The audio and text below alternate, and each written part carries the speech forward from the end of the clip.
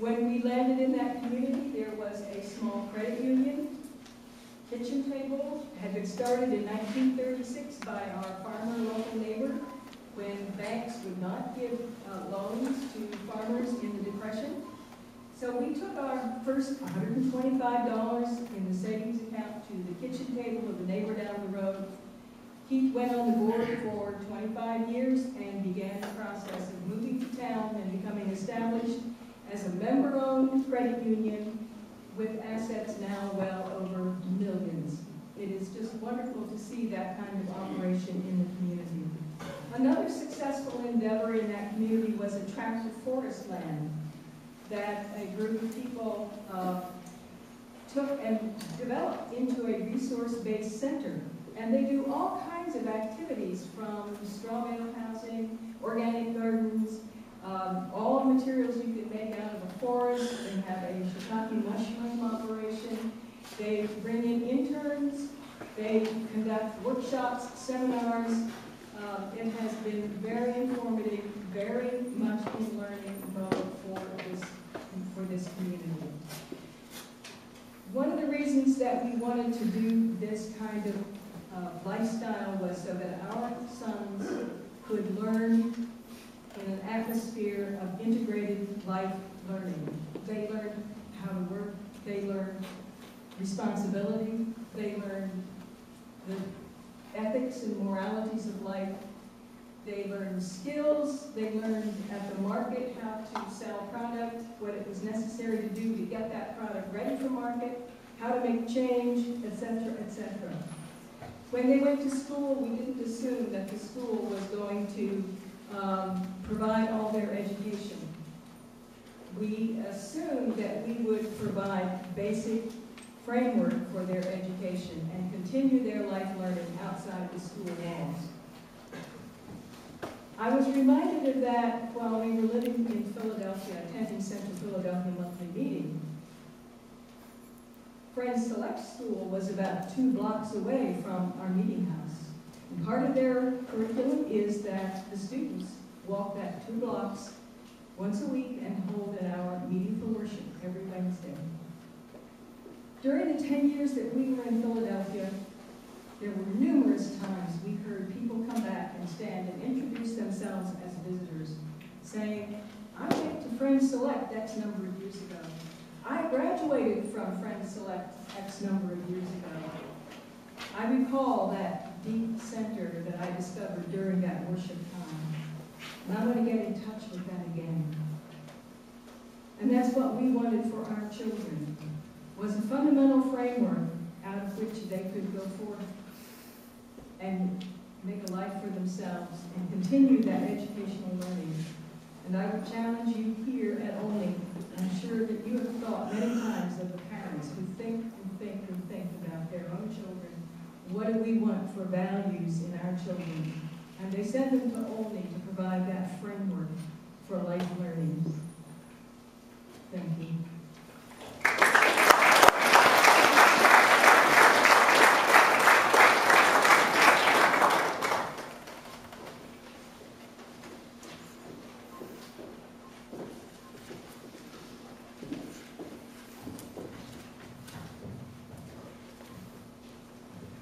The next 2 speakers are, one of the speakers is Leslie Shaler, who is the Director of Programs at the Appalachian Center of Economic Networks. And since 1985, she has served as the Business Director of the worker-owned restaurant corporation that operates Casa Nueva, a restaurant and nightclub in Athens, Ohio. Her business management skills can help guide Olney into the right economic direction. The second speaker is Eric Hansen, ex-dean of Sterling College with 10 years of experience in collaboration with the prestigious university work programs. He became a leader in his expertise through the joining of the National Work Colleges Consortium. He values global experience and has been behind developing sustainable systems in rural areas, many of them with his students. Now he claims that he is more than ready to retire after such a great history of leadership and success. but he is still as busy as ever.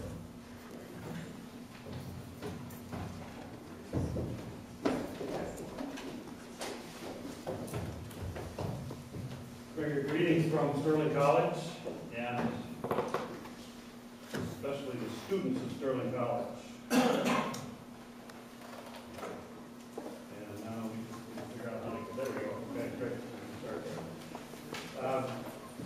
It felt very much like coming home today. You can see from the picture of Sterling from the air, it looks a lot like the old school. You just changed the paint color a little bit and keep all the words the same and feel just like Sterling College. So it's lovely to be here, even though the interior paint color is the same. I want to talk a little bit about our evolution through these labors of love to starting as a prep school and moving now to a full all-year, four-year work college.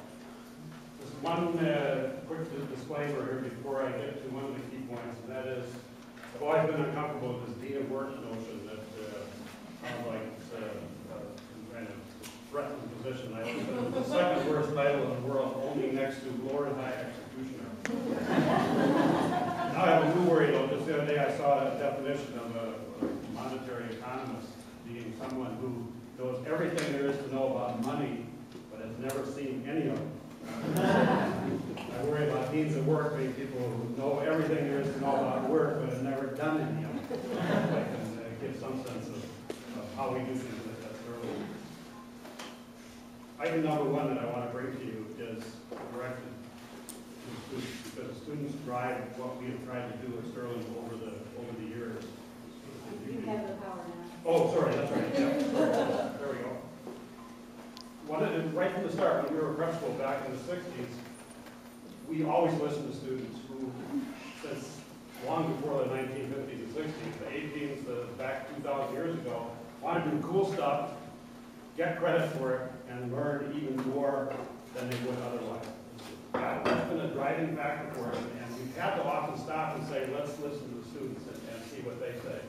Because we tend to go to the formality of, well, we have a formal mission and a philosophy. We're going to combine structured academics. Now I can do this somewhat more graphically here. Structured academics with experiential challenges and plain hard work. And if we combine those three things with the students, then putting them under the support of a caring community, and that's one thing I really feel at home with here, is that sense of community, that this will deliver a product that will be a value to not only our students, but also to the world in general. And that's all well and good, as long as you keep listening to students. And that's what we've tried to do as we have evolved through, very neatly here, every decade virtually, we would evolve into some kind of new form, whether it be a one-year bridge program that had academic credit tied to a two-year program, a technical institution, then four-year liberal arts college. Then when I came in the late 90s, we became formally a work college, so that the plain hard work piece was incorporated into academics. And now our current manifestation is to be an all-year college, so that we can also grow more of our own food during the summer, have our farm much more active, and add some components to the school, which would be local, small-scale, sustainable farming and agriculture. So that's one thing. Listen to students. We have three kind of things that also guide us from a faculty staff standpoint. One is our tradition of the New England family farm. There again, it looks very similar to what you do here. Like I say, we often call it now small-scale sustainable farming, but a better name is hard-scrabble farming.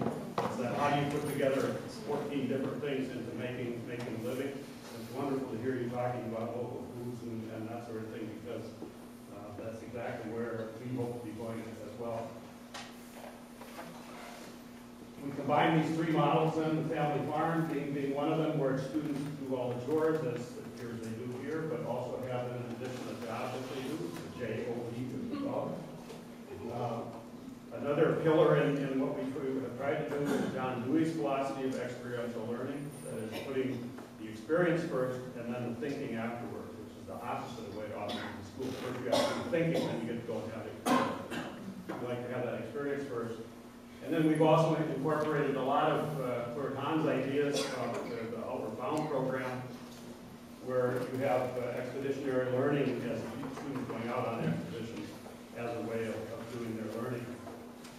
And those three things, whether it be farming, whether it be learning by doing, whether it be expeditionary learning, each one of them start with that direct experience at the beginning or the heart of the matter. And then the key thing is that, and this I'll talk in a second about a couple of pitfalls. One is that you just have direct experiences and don't do any of the observation and reflection piece. And that's the really critical element, I think, is to take the time to think about what you're doing, because as John Dewey says, education is thinking about experience. So you have to have like experience first, but then do the reflection and think about it, and that's where the education comes by. It's not preparation for life, even though we call ourselves a prep school, just like you do. But it's life that we live right now because we always are in the time that we live and not some other time. And that can be dealing with modern issues like sustainability, like energy issues, which is just a critical piece. And maybe on the panel we'll talk more about that sort of thing. Just a couple of quick things, because this leads to my first pitfall. Some of the Outward Bound model pieces that group an individual challenge by choice. The Outward Bound model, to seek, to strive, and not to yield, aligned from Tennyson, I believe, and service of the community are three pillars we try to incorporate in what we do. But that starts to lead to pitfalls. One is ignoring limits, that you seek to strive and not to yield, and you just never yield. You just keep going, and before you know it, you're extended over your limits. I'm speaking somewhat metaphorically here, too, in terms of changing. A possible alternative might be to seek to strive and know when to yield. But there are times when you have to say, this is enough, we're going to turn around. You don't have to go up to that summit. We can go back to our base camp, or we can go back to a planning stage and do that. Another risk that really does crop up when you start doing experiential education is the whole risk issue. And not only risk in terms of physical danger, but also emotional danger. As Dewey says, experience arouses emotion. And that means that people get involved, they get invested, and people can get hurt that way emotionally. So not only is it a physical hurt that we have to be careful from, this is from a trip that I did to Iceland this summer, where all of a sudden I realized I got kids right out on the edge of the cliff that I had not anticipated. And so just as soon as you start doing it, you better be thinking ahead and need to be prepared for how to react. Don't ignore the real world, and I admire your commitment to diversity and to both gender and international racial diversity. We've got to keep doing that, because if we don't work together, as someone said earlier, then we're not going to go far. Don't forget also that education is both that thinking and the experience piece. That take the time to talk and reflect and to plan ahead and to the next step. Lastly, be careful though that you have some idea where you're going. That you don't follow that old adage that if you don't know where you're going, all roads will get you there. That you might end up in a situation like this, trying to build something in the wrong place or the wrong situation. This was actually a exhibit in a art park in Sweden where they were looking at climate issues and representative what we're facing here. Just remember, though, the school is not these buildings that are painted either yellow or brown or whatever they are. It's you, it's people, and as one of our recent presidents said, education is about how we treat each other. And that's the piece that I'd like to leave you with. Come back to the students. So no matter what you're doing in terms of academic study, majors, you're working together. It's how you're treating each other, how you are in a canoe together, how you're interacting with your teachers, how you're interacting with your peers. And out of that, then, we would hope that you could find your unique experience. You know, we've pointed to some of these things as possibilities for our evolution and to make us change to keep up with the world. And I encourage you to keep your eye on that experience. So, thank you very much, and I'll turn it over to Les.